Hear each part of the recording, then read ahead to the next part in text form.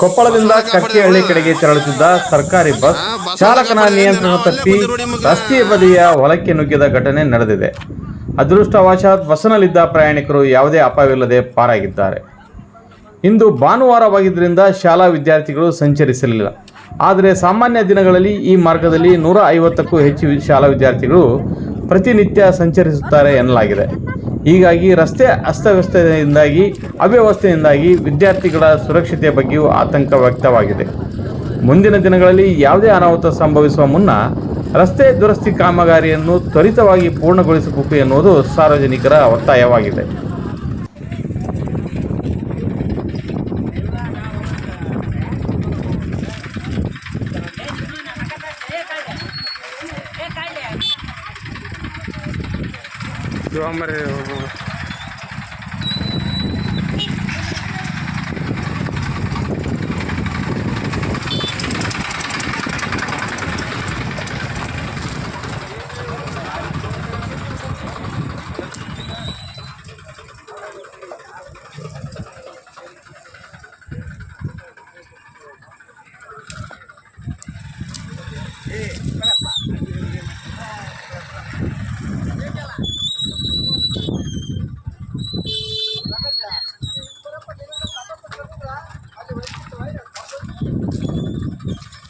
ನಿರಂತರ ಸುದ್ದಿ ಹಾಗೂ ಮಾಹಿತಿಗಾಗಿ ನಮ್ಮ ಚಾನೆಲ್ ಲೈಕ್ ಮಾಡಿ ಮತ್ತು ಸಬ್ಸ್ಕ್ರೈಬ್ ಮಾಡಿ.